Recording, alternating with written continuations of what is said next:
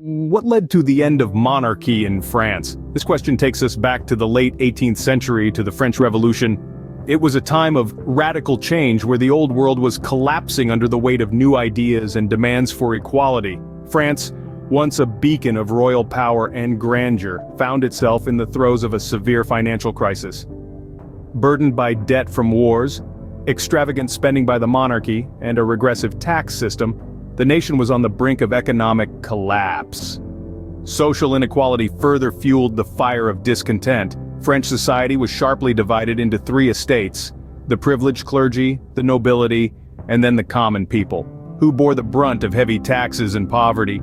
In May 1789, King Louis XVI, in an attempt to address the financial crisis, called a meeting of the Estates General. But the common people, forming the National Assembly, broke away from the Estates General, marking the opening act of the revolution. The National Assembly adopted the Tennis Court Oath in June 1789, and a month later, the storming of the Bastille symbolized the people's resistance against royal authority.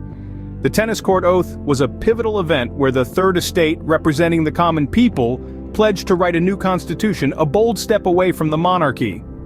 Meanwhile, the storming of the Bastille wasn't just an attack on a formidable prison, it was a powerful statement against the oppressive rule of the monarchy.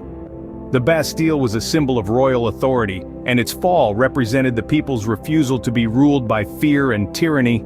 In the months of July and August, a wave of panic, known as the Great Fear, swept across France. Rumors of an aristocratic conspiracy to overthrow the revolution led to widespread peasant uprisings. This fear led to the abolition of feudal privileges by the National Assembly, another step forward in the revolution. In August 1789, the National Assembly adopted the Declaration of the Rights of Man and of the Citizen, emphasizing equality, liberty, and fraternity as fundamental rights. This document became a cornerstone of the revolution, a beacon of hope for those yearning for a society where everyone, regardless of their birth, could enjoy the same fundamental rights.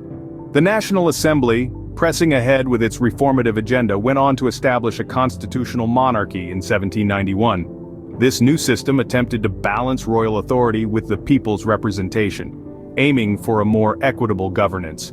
But the monarchy's credibility took a serious blow when King Louis XVI, in a desperate bid to reclaim his absolute power, attempted to escape.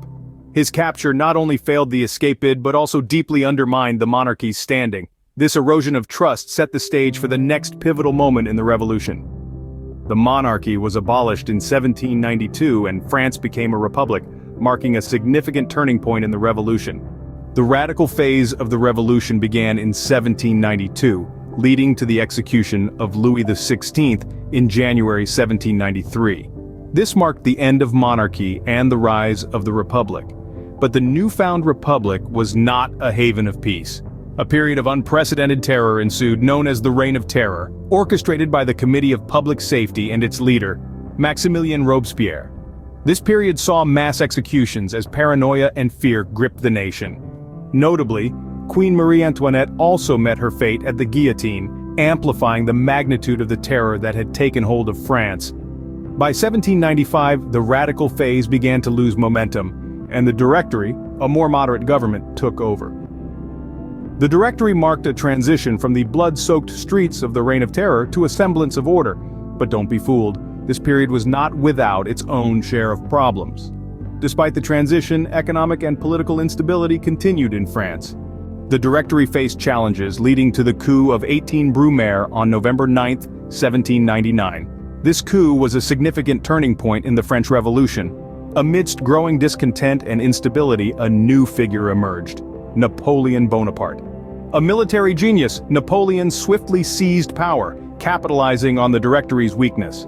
The coup of 18 Brumaire was a masterstroke that dismantled the Directory and replaced it with a new form of government: the consulate. Napoleon, as the first consul, effectively became the ruler of France. Over the years, his influence grew, and he implemented various reforms, modernizing the nation. Napoleon's rule was characterized by his authoritarian style, but it also brought stability and order. Eventually, his ambition led him to declare himself emperor in 1804, marking the end of the French Republic. The rise of Napoleon marked the end of the French Revolution. a period that profoundly impacted France and the world, influencing the spread of democratic ideals, nationalism, and social reforms.